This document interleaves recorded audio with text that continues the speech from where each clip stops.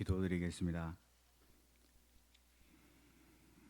영원 자존하시는 하나님 우리 아버지, 은혜에 감사드립니다. 어둡고 죄악이 가득한 세상에서 말씀으로 인도하시고 안보하심으로 오늘 이렇게 주님 앞에 나와 찬송과 예배 드리게 하심을 감사드립니다. 영원전 그리스도 안에서 택하심에 따라 그 목적을 정하시고 예정하심으로 우리 주 예수 그리스도의 십자가 사활의 대속으로 죄와 마귀와 사망을 이기게 하시고 영원한 생명을 받아 구원케 하시는 모든 은혜를 주님 앞에 참으로 감사드립니다. 아멘. 안식 후 첫날 이 주일에 죽고 부활하심으로 주께서 주신 영생 곧 구원의 은혜를 항상 감사하게 하시고 또 말씀으로 인도하심과 안보하시는 은혜 감사하게 하여 주시옵소서. 아멘. 이 모든 은혜 가운데 오늘날 우리가 서 있는 곳이 어디인지 또 우리의 배경은 무엇이고 우리의 삶의 방향은 어떻게 가져가야 할지 인지하게 하시고 우리의 현실이 곧 바로와 헤롯이 세상을 잊고 와서 싸우는 현실임을 알아 주께서 주시는 성경 말씀을 근본으로 참된 자기와 행위의 인격을 가져 주님 믿고 의지함으로 온전한 사람으로 거듭나게 하여 주시옵소서. 아멘. 곧 하나님 우리 아버지를 아는 지식을 가장 우선되게 하시고 혹 우리의 인간의 불완전함으로 사람의 지혜를 앞세우거든 차라리 미련케 하시고 주를 경외한 것만이 지혜요 주시는 지혜로 명철한 사람이 되어 악을 분별하여 바른 길을 걸어가게 하여 주시옵소서.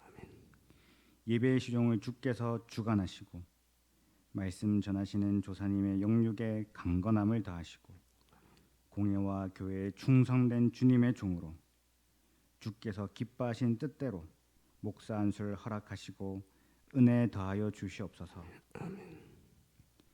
각 가정의 신앙과 건강 또 물질의 부유함으로 부족함 없이 믿음 생활하게 하시는 은혜 감사드립니다. 오늘날 대한민국 이 땅에 전쟁과 환란, 가난과 빈곤을 거쳐 이제는 참 풍요롭고도 신앙 지키기 좋은 시절이지만 사람의 본성이 여전히 타락하여 주님 없는 곳만 찾고 또 주님의 아닌 지식만 찾는 오늘의 우리요 오늘의 세대요 또 주님 앞에 그저 무익한 우리임을 압니다.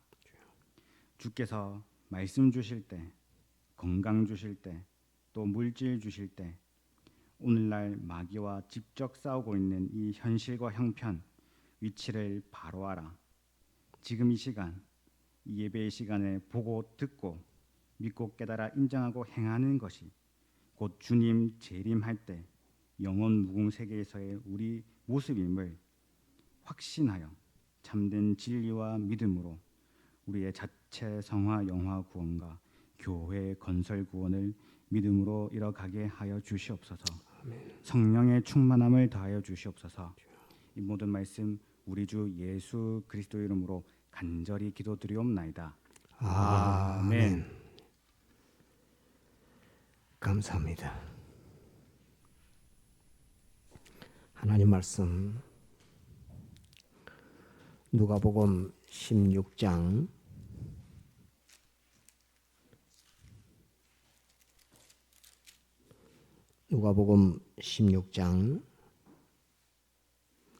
19절 누가 16장 19절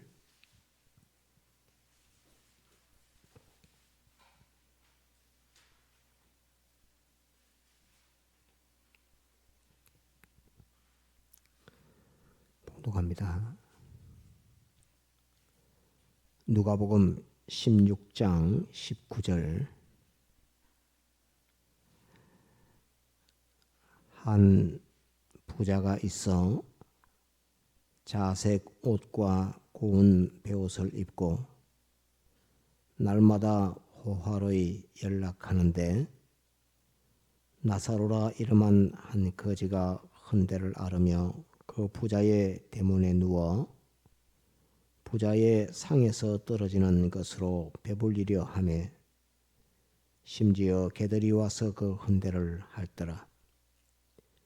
이에 그 거지가 죽어 천사들에게 받들려 아브라함의 품에 들어가고 부자도 죽어 장사됨에 저가 음부에서 고통 중에 눈을 들어 멀리 아브라함과 그의 품에 있는 나사로를 보고 불러 가로되 아버지 아브라함이여 나를 긍휼히 여기사 나사로를 보내어 그 손가락 끝에 물을 찍어 내 혀를 서늘하게 하소서.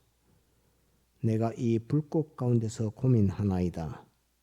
아브라함이 가로되 예 너는 살았을 때에 내 좋은 것을 받았고 나사로는 고난을 받았으니 이것을 기억하라. 이제 저는 여기서 위로를 받고 너는 고민을 받느니라. 이뿐 아니라 너희와 우리 사이에 큰 구렁이 끼어 있어 여기서 너희에게 건너가고자 하되 할 수 없고 거기서 우리에게 건너올 수도 없게 하였느니라. 가로되 그러면 구하노니 아버지여 나사로를 내 아버지의 집에 보내소서. 내 형제 5이 있으니 저희에게 증거하게 하여 저희로 이 고통받는 곳에 오지 않게 하소서. 아브라함이 가로되 저희에게 모세와 선지자들이 있으니 그들에게 들을지니라. 가로되 그렇지 아니하니이다. 아버지 아브라함이여 만일 죽은 자에게서 저희에게 가는 자가 있으면 회개하리이다. 가로되 모세와 선지자들에게 듣지 아니하면 비록 죽은 자 가운데서 살아나는 자가 있을지라도 고난을 받지 아니하리라 하였다 하시니라. 예, 여기까지 보겠습니다. 오늘 제목은 성도의 죽음과 그 이후의 삶이라고 하는 것이 오늘 말씀의 제목입니다. 한번 따라합시다. 성도의 죽음과 그 이후의 삶. 다시 성도의 죽음과 그 이후의 삶. 예, 이것 오늘 말씀 제목입니다. 오늘 말씀은 죽음에 대해서 증거하는 것이 돼서 혹 오해하고 들으면 시험 드는 그런 말씀입니다. 그렇지만은 양심을 기울여서 참되고 진실되게 말씀을 받으면 신앙에 큰 유익을 주는 말씀입니다. 그래서 왜 그러느냐 하면 원수 마귀가 사람을 가장 협박하고 공갈하는 그 무기가 이 죽음이라고 하는 것 가지고 들고 오기 때문에 죽음을 바로 알고 바로 인식하게 되면 마귀 무기가 하나가 깨지고 없어지는 것이 되기 때문에 마귀는 굉장히 이런 말씀을 하는 것도 싫어하고 듣는 것도 싫어하고 그러합니다. 그래서 오늘은 죽음에 관한 이 말씀을 증가하려고 하니까 마음에 양심을 기울여서 오해하고 듣지 마시고 이 말씀을 과연 그러하다 하는 진리를 찾는 마음으로 들어야 은혜가 될 것입니다. 참고로 사람은 두 종류가 있다고 우리가 다 배웠지요. 한 종류는 택자요, 한 종류는 불택자입니다. 이것은 영원 전 하나님이 목적을 정하실 때 목적의 대상으로 또 목적의 주인공으로 하나님이 정하신 사람이 택자고 그 택자들의 구원을 위해서 만들어 놓은 사람이 불택자입니다. 그래서 불택자는 예정 가운데 생겨진 사람이고 택자는 하나님의 목적과 더불어 생겨진 사람입니다. 외모는 다 똑같고 생긴 구조도 다 똑같은데 하나님께서 택한 자, 불택한 자, 택하지 아니한 자 그 둘로 갈라지는 것입니다. 자기가 택함을 받았는지 택함 받지 못했는지는 본인이 압니다. 다른 사람은 짐작은 해도 정확하게 몰라도 자기 자신은 내가 택함을 받은 자인지 택함을 받지 아니한 자인지 그것을 알게 됩니다. 제가 예전에 그 군대 있을 때 그 거듭남의 비밀 하는 게 구원파입니까? 하여튼 모르겠지만 거듭남의 비밀 그 하는 친구가 저보다 고참인 것 같은데 와서 너는 살았느냐 죽었느냐 너 거듭났나 안 거듭났나 중생 됐나 안 됐나 이거를 저한테 묻길래 제가 그 사람을 쳐다보고 웃었습니다. 살고 있는 사람한테 살아가지고 살고 있는 사람 우리 지금 살아있다 세상에서 살고 있지 않습니까? 살은 사람한테 가가지고 너는 살았나 너는 죽었나 묻는 그 질문이 바른 질문인가 그게 말도 안 되는 질문인가 이렇게 하면서 제가 웃으면서 물으니까 산 사람은 누가 살아있는 사람에게 너는 살았느냐 죽었느냐 묻는 것 자체가 엉터리 같은 질문이다. 그는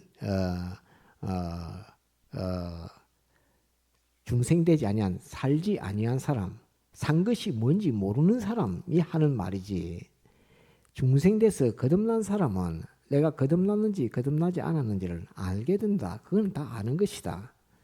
내가 옛날에는 세상에 소망을 두고 살았는데 이제는 하나님의 말씀을 알아서 하나님의 말씀을 약속으로 내가 소망을 두고 살면 그건 살은 사람의 행위니까 그건 당연히 사는 것이고 하나님의 말씀을 알고 싶어 성경을 보면 그 사람은 당연히 산 사람이고 아무도 기도하지 않는데 하나님 앞에 무릎을 꿇고 기도하는 그 사람은 당연히 산 사람이지.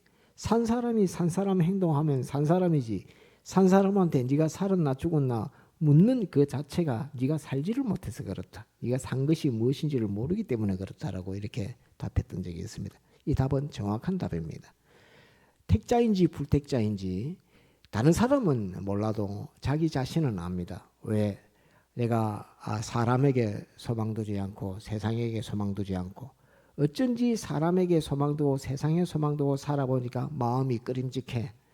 그래서 기도하면서 내가 사람에게 또 죄를 지으면서 산 이것을 하나님 앞에 내가 잘못했습니다 라고 할 수 있고 주님 내 죄를 사해 주소서 할 수 있는 것은 그 사람이 거듭났고 생명을 가져 있기 때문에 그러한 것입니다. 죽은 자는 그런 것이 없습니다. 산 것과 죽은 것을 생각할 때 저는 항상 가룟 유다를 많이 생각을 합니다. 주님께서는 가룟 유다를 불러서 제자로 삼으셨을 때에 그가 분명히 자기를 팔자인 것을 주님이 다 아시면서 가룟 유다를 불렀습니다. 주님은 가룟 유다를 위해서 기도를 했을까 안 했을까? 가룟 유다에 대해서 주님은 어떤 마음을 가지고 있었을까? 가룟 유다는 불택자요. 또 구주 메시아를 은 30에 팔아서 못 박아 죽일 가룟 유다인데 그 주님은 그 가룟 유다를 주님은 어떻게 상대했을까 하는 그게 굉장히 의문스럽습니다. 그러면서도 한 번도 주님 못 박이 은 30에 팔기 전까지는 한 번도 가룟 유다에 대해서 언급하지 않았던 것이 주님의 그 모습이다 하는 것을 우리가 저는 또 그렇게 생각을 합니다. 그래서 그 불택자를 대함에 있어서 주님께서는 어떤 마음으로 어떤 자세로 가룟 유다를 상대했을까 하는 그것들도 또 생각하면서 우리는 불택자를 어떻게 상대해야 되는가 하는 그것들로 생각하게 됩니다. 자, 오늘은 본론으로 죽음에 대해서 꼭 기억할 거 10가지 더 있을 수도 있습니다. 그냥 제가 여러분들에게 증거하는 것으로서 10가지를 이렇게 죽음에 대해서 알고 있어야 됩니다. 알고 있어야 죽음으로 인해서 구원의 손해를 보지 않는다 하는 것을 여러분들에게 증거합니다. 자, 제일 첫 번째 기억할 것은 인간의 죽음에 대해 정령 죽으리라 하신 분도 예수님이시요.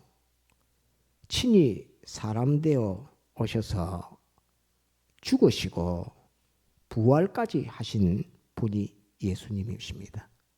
곧 사람의 죽음에 대해서 정령 죽으리라 라고 선악과를 에덴 동산에 두시고 아담 하와에게 말씀하신 그분이 예수님의 신성입니다. 예수님의 신성이 아담 하와에게 선악과 따먹으면 정령 죽는다 하는 그것을 말씀하셨습니다. 곧 죽음이 무엇인가, 죽음이 있다, 죽음이라는 것이 있다, 죽음이 무엇인가 하는 것에 대해서 예수님께서 정확하게 말씀을 했고 사람에게 알려주고 가르쳐 줬습니다. 그래서 죽음에 대해서 제일 처음 말씀하신 분이 곧 예수님이시다. 하나님이신데 그 말씀으로 오신 예수님의 신성, 그 예수님의 신성이 곧 죽음에 대해서 제일 먼저 말씀하셨다 하는 것을 꼭 기억해야 됩니다. 선악과를 따먹을 때 즉시 죽게 되는 이 역사인데 이 죽으리라 하신 그것을 최초로 말씀하신 분이 예수님이요. 곧 자신이 그 사람들 오셔서 죽기까지 하신 분이 예수님이라 하는 이것을 꼭 기억해야 됩니다. 죽음에 대해서 말씀하신 분이 예수님이고 신성, 직접 오셔서 죽어보신 분이 예수님이고 죽었다가 살아나신 분, 유일하게 오직 죽었다가 부활하신 분은 예수님밖에 없습니다. 어떻다가 죽었다가 살아났다 이런 것들은 다 죽은 것이 아니라 그것은 다 죽음이 비슷한 그런 과정을 거치는 것이지 진정 죽었다가 살아난 무덤 속에 들어갔다가 3일 만에 다시 살아나신 분은 오직 예수님밖에 없다 하는 것입니다. 곧 죽음을 경험하고 우리에게 가르쳐 주실 제일 바르고 정확하게 가르쳐 주실 분은 예수님 외에는 없다 하는 것입니다. 죽음에 대해서 제일 바르고 정확하게 가르쳐 주실 분은 예수님밖에 없다. 왜? 예수님이 죽음을 처음 말씀을 했고 그 죽음을 당신이 경험했고 당신이 경험하고 3일 만에 다시 부활하는 역사로 죽음을 이기고 다시 살아나신 분이 예수님이시기 때문에 죽음에 대해서 제일 잘 아시는 분은 예수님 뿐이다 하는 이것을 꼭 기억을 해야 되겠습니다. 그래서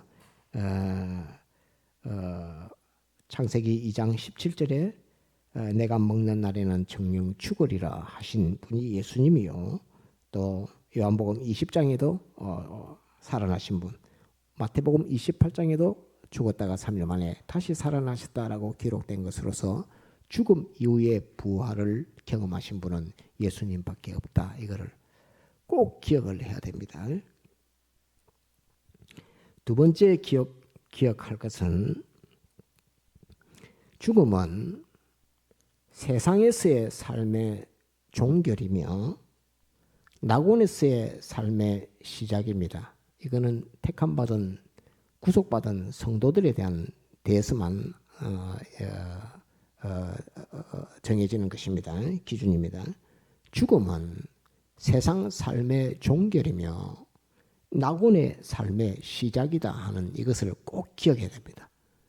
마치 죽음은 어떤 것이냐 하면 내가 한국에 살다가 갑자기 비행기를 타고 미국 가서 딱 살게 됩니다. 그런 것하고 같은 것입니다. 한국 살다가 이 대한민국에 살다가 이제 내일부터는 저 미국 가서 살아야 돼 해서 비행기를 타고 미국 쫙 가서 미국에서 살게 되는 거하고 꼭 같은 것입니다. 그래서 죽음이란 세상의 삶의 종결이며 낙원의 삶의 시작이다 하는 이거를 꼭 두 번째로 기억해야 됩니다. 끝나는 것이 아닙니다. 새로운 시작입니다. 새로운 시작입니다. 이걸 꼭 기억을 해야 됩니다. 오늘 본문에 본 말씀대로 그 거지 나사로가 죽어 천사들에게 받들려 아브라함의 품에 들어가고 되어 있고 또 누가복음 23장에는 예수께서 이르시되 내가 진실로 진실로 내게 이르노니 오늘 내가 나와 함께 낙원에 있으리라 하고 주님 오른편에 십자가에 달렸던 강도에게 하신 말씀을 통해서 오늘 즉시 낙원에 간다 하는 이것을 죽음과 즉시 낙원에 간다. 예수님이 십자가에 못 박혀 죽으셨을 때에 죽음 이후에 장사 무덤에 며칠 만에 무덤에 장사를 지냈죠. 한 달 당일 즉시, 당일 즉시 우리는 3일 뭐 이렇게 하지만 안 그렇습니다. 예수님이 죽으셨을 때는 십자가에서 내려서 당일 즉시 세마포로 싸서 향을 넣고 세마포로 싸서 무덤 굴에 그대로 장사를 했습니다. 그것이 죽음 즉시 바로 갑니다. 죽음 즉시 사람은 그 사람의 영과 혼은 마음입니다. 영과 혼은 즉시 낙원으로 가는 것입니다. 그래서 우리가 3일 장사를 지내면은 그때 혼이 낙원으로 가는 줄 그렇게 알아도 그렇지 않습니다. 죽음 즉시 간다 하는 이것을 꼭 기억을 해야 됩니다. 그래서 죽음 즉시 낙원의 삶 그것이 바로 시작된다 하는 이것을 꼭 기억을 하고 오늘 성경 본문처럼 천사들에게 받들려 간다 이렇게 되어 있고 오늘 찬송 중에는 주님의 손을 잡고 간다 이렇게 또 표현되어 있지만은 주님과 더불어 천사들이 함께 와서 낙원에 가게 되는 그것을 우리는 알 수 있습니다. 어떤 사람이 잘 믿는 사람은 예수님이 오고 못 믿는 사람은 천사들이 온다 이렇게 하는데 그런 건 아닙니다. 꼭 같습니다. 모든 사람의 죽음에 있어서는 천사도 오고 주님도 오시는데 주님이 안고 가는 자도 있을 것이고 주님과 그냥 같이 가는 사람도 있을 것이고 그렇게 됩니다. 주님 볼 때에 기쁨으로 환영으로 주님을 맞이할 사람도 있을 것이고 주님 봤을 때에 아이고 내가 이 주님을 이렇게 박대하고 살았는데 하고 멸시하고 살았는데 하면서 가슴을 치는 사람도 있을 것이고 그럴 것입니다. 하지만은 모든 택자는 다 천사들에 받들려 아브라함의 품에 들어간다 하는 이 아브라함은 곧 아버지인데 그것을 이제 둘째로 기억을 하고 세 번째 죽음은 사랑의 하나님께서 우리를 부름으로 우리의 영과 혼이 세상을 떠나는 것이다 라고 되어 있습니다. 이 죽음은 하나님의 부름으로 가는 것입니다. 한자부터 하나님의 부름으로 하나님의 명령으로 이 하나님의 부름과 하나님의 명령으로 죽음이 사람에게 임한다 하는 것을 꼭 기억을 해야 됩니다. 그것이 누가복음 12장 20절에 하나님이 이르시되 어리석은 자여 오늘 밤에 내 영혼을 도로 찾으리니 그러면 내 예비한 것이 누구시 되겠느냐 하면서 부자에 관한 이 비유로 주님께서 하신 말씀인데 내 영혼을 도로 찾으리니 하는 이 말씀에서 죽음은 하나님이 부름에 따라서 하나님이 그 영혼을 부름에 의해서 명령에 의해서 다가오는 것이다 하는 이것을 꼭 기억해야 됩니다. 하나님의 부름이 없이 죽는 일은 절대 없다 하는 것을 알아야 되고 그것은 사랑의 하나님이 가장 나를 유익되게 복되게 하신 사랑의 하나님이 나를 부르시는 것이다 하는 이것을 꼭 기억해야 됩니다. 명령이라 하는 것을 죽음은 하나님의 명령이라 하는 것을 나를 찾는 하나님의 명령이라 하는 이것을 꼭 기억을 해야 됩니다. 그러면 이제 네 번째 하나님의 부름은 우리 귀에 말씀하심이 아니고 진리로 내게 나타내신다 하는 이것을 기억해야 됩니다. 네 번째 나를 부르면 나의 영과 혼을 부르면 내 귀에다가 일로 와 이렇게 하면서 말씀하시는 것이 아니고 진리로 그 이치로 나에게 나타내시면서 부르시는 것이다. 그래서 그 이치를 딱 보고 아 주님이 하나님이 나를 부르시는구나 하는 것을 알게 된다는 것입니다. 다른 말로 하면 예를 들면 어떤 것이냐면 죽음은 다섯 번째 하고 합시다. 다섯 번째가 죽음은 그 영과 혼이 육체와 분리되는 것이다. 이것이 다섯 번째 기억할 것입니다. 이것을 먼저 써도 되는데 밑에 기록을 했습니다. 죽음은 그 사람의 영과 혼이 육체와 분리되는 것, 떨어지는 것, 이별하는 것이 그것이 죽음인데 네 번째 하나님의 부름은 우리 귀에다 말씀하는 것이 아니고 진리로 내게 나타내신다라고 이렇게 표현했습니다. 이 말씀이 무슨 말이냐 하면 몸과 함께 영과 혼이 있는데 거듭난 사람들 말입니다. 전쟁터에 나갔는데 지금 우크라이나 전쟁 막 하죠. 폭탄이 쾅 터져갖고 그 몸이 육체가 완전히 산산이 먼지같이 다 갈기갈기 찍혀서 다 떨어져 나가버렸습니다. 그럴 때 하나님의 부름은 뭐라고 합니까? 하나님의 부름은 뭐 어떻게 그 사람에게 역사할까요? 네가 육체가 다 흩어졌으니까 이제 네 영과 혼은 너 육체와 같이 할 수 없다 하니 그 말씀이 곧 나를 부르심입니다. 곧 순간적으로 그 부르심이라는 그것이 0.1초 만에 팡 하는 순간에 그것이 자기에게 닥쳐서 아 하나님이 나를 부르시는구나 라고 그 이치로 깨닫게 되는 것입니다. 영과 혼이 육체와 함께 있을 수 없는 그것을 이치로 보여주는 겁니다. 이치로. 그래서 육체가 없어져 버렸는데 같이 있을 수가 없게 되니까 그것은 그 사람에게 폭탄으로 해서 폭사되는 그런 죽음으로 하나님이 역사하시는 것인데 그 영과 혼은 즉시 그것을 만납니다. 쾅 하니까 갑자기 자기가 있었는데 자기 육체가 다 흩어져 갖고 육체가 없어져 버렸습니다. 그러면 그 영과 혼은 그것을 압니다. 아, 내 육체가 폭탄에 다 흩어져 버렸다. 그러니까 하나님께서 나를 부르시는구나. 내게 이렇게 급박하게 내가 세상에 사는 이 일이 세상에서 살고 있는 이 일이 오래일 줄 알았더만 내게 대한 부르심의 역사가 이렇게 0.1초 만에 내게 불러서 즉시 나를 오라 하시는구나 하는 것으로서 알게 됩니다. 또 어떤 사람은 노쇠해가지고 이제 나이를 많이 먹어서 노쇠해서 이제 몸에 피도 잘 안 흐르게 이렇게 될 만큼 아주 노쇠해져가지고 기력이 없이 그렇게 해서 이제 돌아가시는 분들이 있습니다.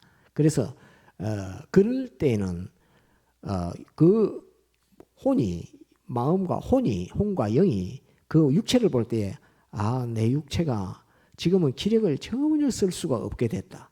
내가 이 육체와 이 늙어진 육체와 함께 거하지 못하겠다 하면서 그 육체가 그냥 숨이 딱 멎어서 숨이 딱 끊어집니다. 숨이 딱 끊어지니까 그 혼이 아, 이제는 내가 거할 수 없는 육체가 됐구나 하는 것으로서 바로 하나님께서 나를 오라고 명하시는구나 하는 것을 인식하게 됩니다. 그러니까 혼이 그 마음이 그 육체를 딱 보면서 점점 노쇠해가고 점점 늙어져가고 점점 힘이 없어지고 하는구나 하는 것으로 보고 있으면서 아 하나님이 나를 부르실 때가 되었구나 하는 것을 이 사람은 오래전부터 알게 되는 겁니다. 여러 시간을 두고서 알게 되면서 하나님이 나를 부르실 때가 되어가는구나 하는 것을 오랜 시간을 두고서 알게 되는 그것이 그 사람도 있고 갑자기 폭탄이 쾅 떠져가고 즉시 그것을 아는 사람도 있고 하나님께서 부르시는 그 명령의 그 부름의 역사 과정 속에는 오랜 시간을 두고서 이제 부르실 것이다 라는 것을 예고적으로 아는 사람도 있고 부르실 것이다 하는 것을 전혀 모르고 있다가 갑자기 부름을 받아서 가는 사람도 있고 전부 다 그 영과 혼이 육체와 분리되는 그 역사에서 일어나는 것입니다. 그래서 그 영과 혼이 가만히 보니까 자기 육체를 보니까 더 이상 육체가 유지가 안 되겠다라고 할 때에 아 하면서 숨이 딱 끊어지니까 하나님께서 나를 부르시는구나 하는 것을 딱 보니까 천사들이 와서 오라 이렇게 하니까 같이 즉시 그날 낙원으로 가서 새로운 삶을 살게 되는 것이 이 성도들의 삶이요 또 죽음이요 하는 이것을 우리가 기억해야 됩니다. 그래서 즉시 낙원에 가서 즉시 새로운 삶을 삽니다. 끝나는 것이 아니고 그 마음과 우리가 마음은 늙지 않지 않습니까? 마음은 여러 번 전가한 것처럼 우리 마음은 자체를 인식할 뿐이지 마음 자체는 늙지 않습니다. 어릴 때는 어린 아이의 마음으로 자기 육체, 자기 활동 거기에 대해서 다 알고 있는 마음이고 청년의 때는 청년의 그 힘을 가지고서 공부도 하고 운동도 하는 그것을 자기 마음이 인식할 뿐이고 나이를 먹어서는 아이고 내 몸이 좀 이제 좀 기력이 좀 다 했다 힘이 별로 없네 이렇게 하는 것도 마음이 인식할 뿐이고 세상을 떠날 때도 그 마음은 자기 몸에 대해서 인식할 뿐이지 마음 자체가 늙지는 안 합니다. 마음 자체는 늙지도 않을 뿐더러 마음은 죽지도 안 합니다. 마음은 그래서 이 마음과 영과 마음이 그 다음 이제는 영과 마음이 아 육체가 가지고는 세상에서는 못 사는구나 하는 것을 다 인식할 때에 몸이 살인 강도를 만나서 피를 많이 흘려서 살인 강도를 만나서 해를 입어가지고 피를 막 쏟아내니까 그 마음은 아는 것입니다. 내가 이렇게 있다가는 죽겠구나. 이 피 흘려서는 죽겠구나 하면서 정신이 쫙 나가면서 피가 다 쏟아지니까 다른 모든 장기나 모든 활동, 뇌나 활동을 딱 못하면서 숨이 딱 멎어서 딱 끝날 때 그 사람의 영과 혼은 낙원으로 천사들과 함께 바로 가는 것입니다. 그래서 마음과 영과 마음은 늙지 않는다는 것을, 늙지 않고 죽지도 않는다는 것을, 이것을 꼭 기억을 해야 됩니다. 그래서 바로 낙원으로 간다 하는 이것을 꼭 기억을 해야 됩니다. 그래서 하나님의 부르심은 귀에 오라고 명령하시는 것이 아니라 진리로 나타낸다. 진리로 하나님의 부르심의 그 뜻을 우리에게 알려준다 하는 이걸 꼭 기억해야 됩니다. 곧 이치, 내게 나타나는 참된 이치로 이제는 몸이 산산이 찢어져서 죽는구나 하는 그런 것들을 우리가 또 가다가 차에서 또 받쳐가지고 아이고 이 뇌를 다쳤구나 하는 그것도 심장이 숨을 못 쉬겠구나 하는 그런 것으로서 내가 육체와 더 함께 있을 수가 없겠구나 하는 것을 딱 할 때 그 이치로 하나님의 부름을 알려주는 것입니다. 아시겠죠? 하나님의 부름은 그 몸에 나타난 이치로 하나님의 부름을 알려준다 하는 그게 네 번째입니다. 다섯 번째, 죽음은 그 사람의 영과 혼이 그 육체와 분리되는 것이 죽음이다 하는 것입니다. 여섯 번째, 자 이제는 그 죽음 이후의 삶에 대해서, 낙원에 대해서. 죽음 이후 낙원에는 세상에 태어날 때는 하고 아기처럼 태어났지만은 낙원에는 아기처럼 태어나는 것이 아니라 세상에서 성화된 영과 성화된 마음, 그것 가지고 그대로 가는 것입니다. 그래서 세상에서 자체 성화권을 잘 이루어야 됩니다. 영의 성화라 하는 것은 몸과 마음을 잘 통치할 수 있는 영이, 장성한 영이 되는 것이 영의 성화라 할 수 있고, 마음의 성화라 하는 것은 몸을 잘 통치하고 영에게 지도를 잘 받는 이것이 마음의 성화라 할 수 있습니다. 그래서 성화된 모습 그대로 가는 곳이 낙원이다 하는 것입니다. 영과 마음, 영과 혼, 영과 혼의 성화된 모습 그대로 낙원에 가지. 낙원에는 시작부터 다 똑같아. 그 세상에 태어날 때는, 아기로 태어날 때는 다 아무것도 가지지 않고 그냥 어머니 태에서 그냥 탯줄 달고 태어나면 다 똑같이 태어나는 그거지만은 낙원은 그렇지 않다는 겁니다. 낙원은 세상에서 자기가 성화된 모습 그대로 가서 사는 곳이 낙원입니다. 그래서 낙원은 가자마자 그 신분이라고 표현하면 좀 그렇지만 영광과 가치와 종기가 완전 다릅니다. 낙원은 들어갈 때부터 아이고 이분은 참 그 굉장한 생활을 이룬 분이 왔구나 이렇게 하는 사람도 있고, 이 사람은 낙원에 왔는데 이 사람 믿는 사람이야 안 믿는 사람이야 하는 사람으로 갈 수도 있고, 낙원에 들어갈 때의 그 사람의 모습은 어린아이가 세상에 태어날 때의 모습과 다르고 세상에서 성화된 모습으로 낙원에 들어간다 하는 이것을 꼭 기억을 해야 됩니다. 그래서 성화된 모습으로 낙원에 들어가게 된다. 그러니까 우리는 세상 생활할 때 이 성화권을 잘 이루어야 됩니다. 그러므로 에베소서 4장 13절에는 우리가 하나님의 아들을 믿는 것과 아는 일에 하나가 되어 온전한 사람을 이루어 그리스도의 장성한 분량이 충만한 데까지 이르리니 하는 것으로서 세상에서 주님처럼 충만히 다 이루어져 가라 하는 그것을 권면하고 있는 것입니다. 예수님처럼 되어라 하는 그것을 권면하고 있는 것은 우리의 성화된 그 모습 가지고 낙원에 들어가고 영원 무궁의 시작입니다. 이제 영원 무궁의 이후에 주님 재림과 더불어서 이제 몸의 부활도 있겠지만은 그 이전부터 낙원의 삶에서부터 영원 무궁의 삶을 살게 되는 것이다 하는 것을 기억을 해야 되겠습니다. 그 다음에 7번째 기억할 것은 낙원에서의 삶의 준비는 금생 곧 세상에서만 할 수 있다. 이것이 7번째입니다. 낙원에서의 자기의 삶의 준비는 세상에서만 할 수 있다. 세상을 벗어나서 낙원의 준비를 하지 못한다 하는 그 말입니다. 낙원에 가서 낙원의 준비하는 일은 없다 하는 것을.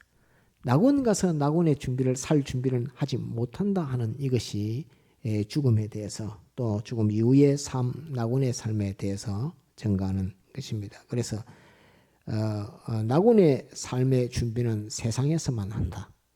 세상을 떠나서는 낙원 가서는 낙원에 사는 준비를 못한다 하는 이것을 꼭 기억을 하고 세상에서 준비한 것만 가지고 낙원에서의 삶을 살게 된다 하는 이것을 꼭 기억을 해야 됩니다. 그래서 우리의 세상에서의 삶이 얼마나 중요한 삶인가 하는 이것을 꼭 기억하도록.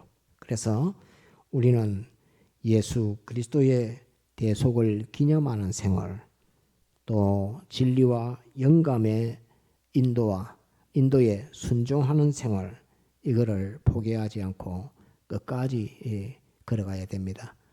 주님 대속을 기념하는 생활, 자신의 성화를 이루감에 있어서 죄를 이기는 실력, 의를 행하는 실력, 하나님 모시고 배반치 않는 실력, 또 영생하는 생명으로 사는 실력, 이것을 자꾸 세상에서 길러가야 되지 그것을 안 길러가면 다 헌이라는 것이다. 그래서 낙원의 준비는 세상에서만 할 수 있다. 몸으로도 하지만 마음으로도 해서 세상을 떠나 낙원에서의 준비는 세상에서만 할 수 있다는 것을 꼭 기억을 해야 됩니다. 이것이 성경에 기록해 주신 모든 말씀 가운데 곧 죽음을 제일 잘 아시는 주님이, 또 낙원을 제일 잘 아시는 주님이, 천국을 제일 잘 아시는 주님이 우리에게 주신 말씀이다 하는 이것을 꼭 기억을 해야 됩니다. 이 준비를 잘 해야 됩니다. 8번째, 기독자는 세상을 떠날 때 자신과 세상 일은 구속하신 주님께 맡기고 부탁하면 된다 하는 것입니다. 세상을 떠날 때 곧 죽음의 명령을 받을 때, 부름의 명령을 받을 때 오라 할 때 자신의 일, 또 자기 자손의 일, 또 섬기는 교회의 일, 그것은 전부 주님께 맡기고 주님께 부탁해라 하는 이것입니다. 주님께 맡기고 주님께 부탁하는 이 기회를 주기 위해서 하나님께서는 대부분의 이 사람들의 죽음을 임종을 가만히 보면 세상을 떠날 때 맑은 정신이 한번 돌아오게 합니다. 맑은 정신을 한번 가지게끔 돌아오게 하는 역사가 있는데, 그거 맑은 정신을 주신 이유는 세상에서 세상살이를 염려하고 세상살이를 부탁하고 그래서 그런 것이 아니라 지금 너에게 닥쳐진 것, 너 자신과 또 너의 자손과 네가 섬기는 교회에 대해서 하나님 앞에, 주님 앞에 맡기고 부탁할 기회를 주신 것이라 하는 이것을 꼭 알아야 합니다.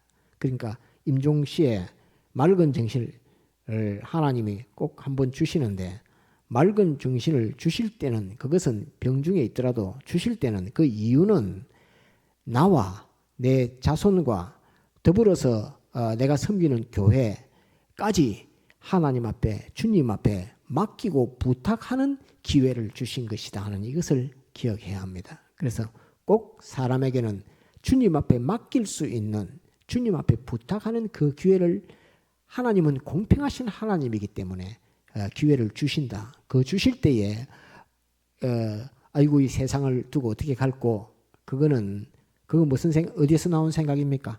아이고 나의 아들 이렇게 하고, 아이고 나의 딸 이렇게 하고, 아이고 내가 이뤄놓은 그 기업, 내 돈, 그거 맑은 정신이 왔을 때 그거 생각하면 그건 무엇의 인도입니까?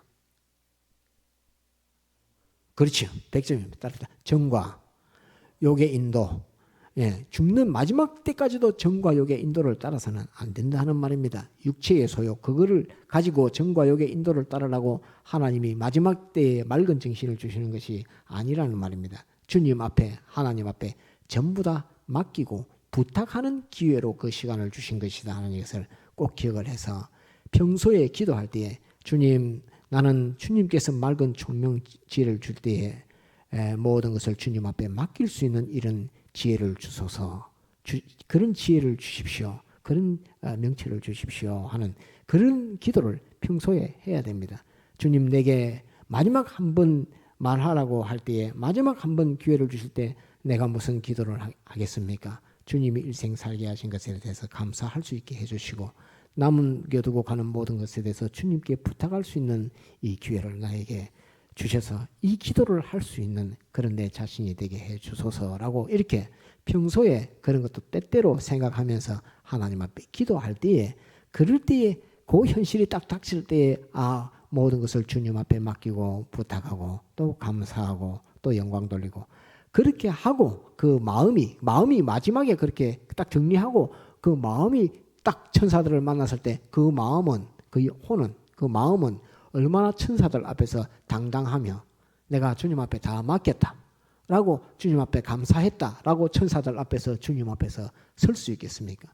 그런데 그 마지막 기회를 줬는데 아이고 내 돈 이렇게 하고 죽으면 천사들이 앞에 갔을 때에 천사들에게 뭐라고 하겠습니까?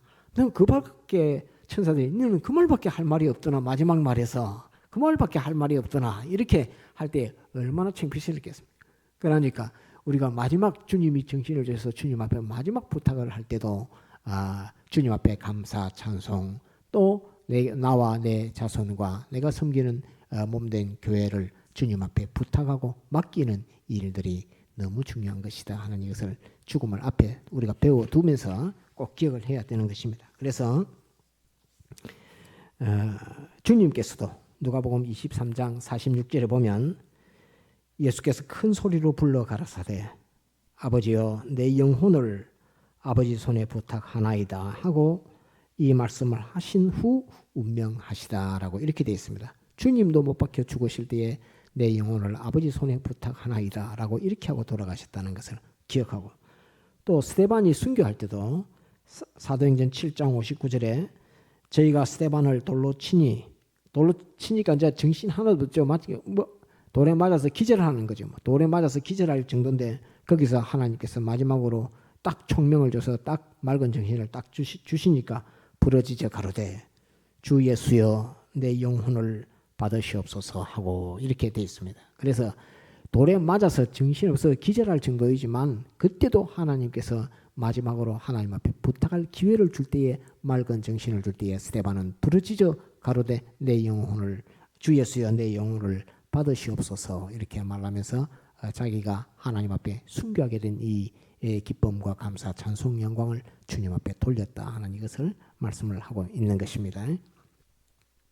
그래서 미리 이것은 준비하고 기도해야 된다 하는 이것을 꼭 기억을 해야 되겠습니다. 9번째 기억할 것은 하나님은 성도의 죽음을 귀중히 보신다 하는 이것이 9번째 기억할 것. 이 말씀은 시편 116편 15절에 있는 말씀입니다. 하나님은 성도의 죽음을 귀중히 보신다. 귀중히 보신다 이 말은 하나님이 부르시는 그 부르심의 그 명령의 역사에서 그것은 아주 소중한 것이고 하나님이 귀중히 역사하시는 것이다 하는 그런 것입니다. 곧 성도들의 죽음을 귀중히 보는데 그 성도가 막 죄를 짓다가 강도짓을 하다가 도리어 두드려 맞아서 죽음 받는 그런 죽음을 하나님이 당치 않게 한다는 그런 말입니다.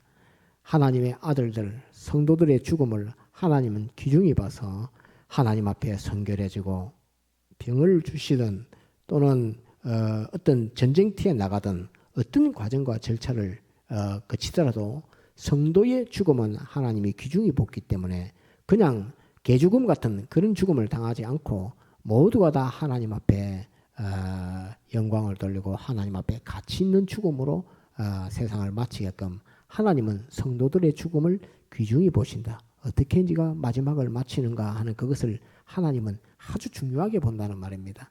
세상 마지막을 이제 낙원에서 이제 살 건데 이제 오늘부터 즉시 낙원에 가서 살 건데 마지막을 너는 어떻게 마치느냐 하는 그거를 하나님은 아주 귀중히 보고 있다 하는 그 말씀입니다. 그래서 우리는 성도의 죽음을 귀중히 볼 줄 알아야 합니다. 왜? 하나님이 그것을 귀중히 보기 때문에 우리도 그것을 귀중히 보고 상대해야 된다 하는 이것을 꼭 기억을 해야 됩니다. 그래서 9번째는 하나님은 성도의 죽음을 귀중히 보신다 하는 이것을 꼭 기억을 하고 10번째 불택자에 대해서 한마디를 하나를 써야겠습니다. 불택자는 세상에서의 삶과 행동에 상관없이 모두 음부로 가게 되며 영원한 고통과 어두움의 불행이 시작된다. 곧 불택자는 세상을 떠나는 그 순간부터 영원한 불행이 시작된다. 영원한 고통, 영원한 불행이 시작된다 하는 이것을 우리는 알아야 합니다. 그래서 우리가 낙원을 가게 되는 이 일이 얼마나 감사한 일을 모릅니다. 낙원에서 시작하게 되는 이것이 얼마나 감사한지 모릅니다. 음부에 가놓으면 오늘 본 이 홍포에 본 부자가 음부에서 그 나사로를 시켜서 아브라함에게 손가락 끝에 물 한 방울을 찍어서 나의 혀를 서늘하게 해주십시오 하니까 안 된다고 합니다. 거기서 여기 건너올 수가 없다고 이렇게 너는 세상에서 많이 받았기 때문에 곧 세상에서 받았다는 말은 네가 너희의 분깃은 세상이라 말입니다. 불택자의 분깃은 세상입니다. 세상 이 짧은 생활, 이 삶이 불택자들에서는 기업입니다. 분깃입니다. 그러니까 불택자들은 세상에서 잘 살아야 합니다. 그 세상에서 잘 사는 것이 불택자들의 분깃이고 택자들, 하나님의 아들들의 분깃은 세상이 분깃이 아니고 세상을 떠난 이유가 분깃이기 때문에 하나님께서 주시는 그 분깃이기 때문에 세상에서는 하나님이 내게 어떻게 사랑을 베푸시고 사랑으로 역사하셨는가 그것을 알고 깨닫는 이 일이 자체의 성화, 구원, 교회 건설 구원, 이 구원을 잘 이루는 이 일이 성도에게는 제일 중요한 일입니다. 제일 중요합니다. 왜? 세상이 분깃이 아닙니다. 세상을 분깃으로 받았다 하면은 세상을 떠날 때 얼마나 고통스럽겠습니까? 세상을 떠날 때 제가 예전에 어디 가서 잠깐 그 이야기를 했습니다. 옛날에는 여러분들이 했습니다. 세상 사람들이 제가 그 편집실에 있을 때 백 목사님 내려오시면 제가 인사를 할 때 문을 열고 딱 들어오시면 제가 제일 앞에 있었기 때문에 아이고 목사님 오셨습니까? 이렇게 했습니다. 아이고 목사님 오셨습니까? 이렇게 인사를 했거든요. 청년 때죠. 20살 조금 넘었을 때.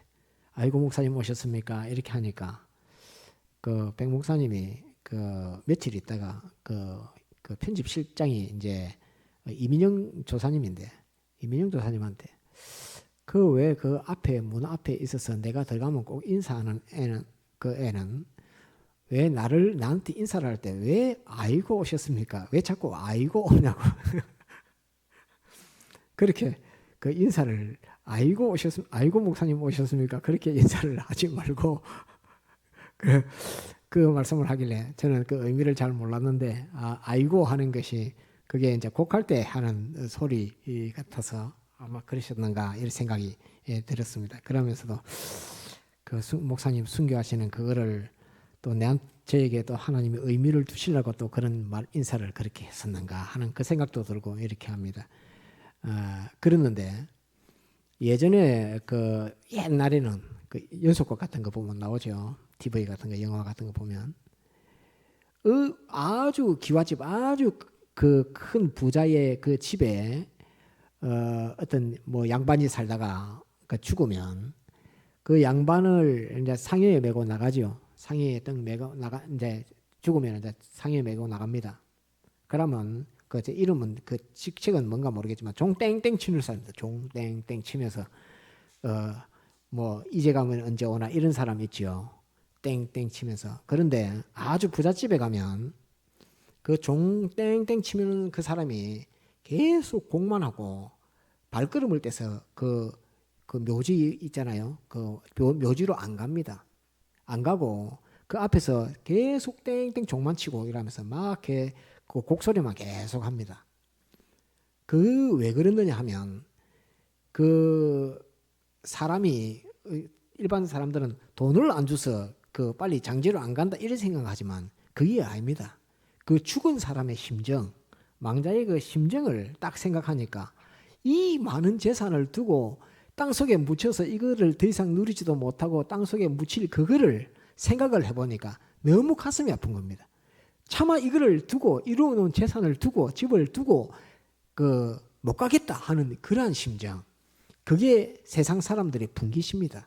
그래서 땡 치면서 아이고 뭐라 하면서 뭐 이 집을 어떻게 다시 보겠노 하면서 뭐 그런 말들을 쭉 하면서 이 곡을 하고 이렇게 하는 그런 것들을 보면 그 세상 사람들이 분깃으로 가지고 있는 세상 집, 세상 재산, 소유 이것에 얼마나 집착하고 얼마나 그게 소망이 그게 다 매여 있는가를 딱 직감적으로 딱 보면 알 수 있는 것입니다. 차마 저 발걸음이 안 떨어지는구나. 그 발을 떼지 못하는 그 종땡땡 치는 사람이, 그 사람이 돈을 밝혀서 그런 게 아니라 그 죽은 망자의 심정을 가지고 얼마나 죽은 사람이 이것을 두고 갈 때에 가슴이 아팠겠나 하는, 뭐 이병철 회장이나 정주영 회장이나 죽었을 때에 그 종치는 사람이 얼마나 가슴이 아프고 같은 심정을 가지고 그래 했겠습니까? 그거 잘하는 사람이죠.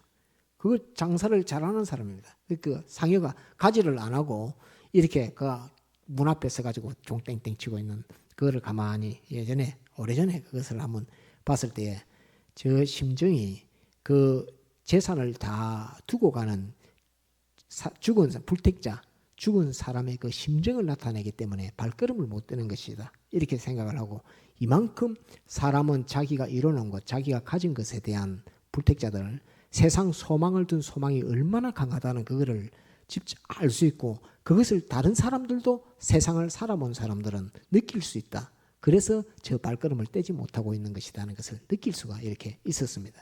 그런데 우리는 그게 아니고, 우리는 세상의 삶의 종결 끝나는 것이고 낙원의 삶의 시작입니다. 낙원의 삶의 시작, 세상 삶의 종결, 이것을 꼭 기억해야 됩니다. 낙원의 삶의 시작이니까 이제는 시작하는 것을 잘해야지. 시작하는 걸 잘해야지. 이제 끝나는 거는 끝나는 것이고, 끝나는 거는 끝나는 것이고, 이제는 시작하는 것을 잘해야 된다 하는 것으로서 주님 앞에 설 때에, 천사들 앞에 설 때에 내가 어찌 이제 시작을 잘할고, 그들을 볼 면목이 또 있어야 되고, 그들 앞에서 내가 나타낼 때도 내가 그냥 정과 욕으로 살던 사물함으로 안 나타나야 되니까 내가 주님 앞에 내 자신에 대해서 부탁하고, 자녀들에게 부탁하고, 몸된 교회를 주님 앞에 부탁하고, 이렇게 다 하고 감사하고 찬송하고 맑은 정신을 줄 때 이렇게 하고 영광 돌리고 딱 세상을 떠나면 바로 주님 부름과 하나님의 명령 부름과 더불어서 낙원의 삶의 시작은 자기가 성화를 이룬 그것으로서 다 가니까 주님 볼 때도 안면에 아무 문제가 없고 천사들을 볼 때도 떳떳하고 하니 그 모습으로 가는 이것이 얼마나 복되고 중요한 것인지를 모릅니다. 그것을 이 죽음 이후의 삶, 죽음은 끝 아닙니다. 이거는 죽음과 그 이후의 삶에 대해서 한번 또 증거를 해야 되겠다 하는 생각이 들어서 다 잊어먹고 살고 이렇게 있지만은 10가지를 여러분들에게 증거를 했습니다. 그래서 오늘 오늘 새벽에 잠깐 증거했는데 아버지 아브라함이요 하는 것은 아버지 아브라함이요, 순가신 목사님은 기능권이라고 이렇게 건설권에 초점을 두는데 저는 이거는 기본권과 자체 성화권 둘을 다 가리켜 말한다고 생각합니다. 아버지라고 표현하는 것은 히브리인입니다.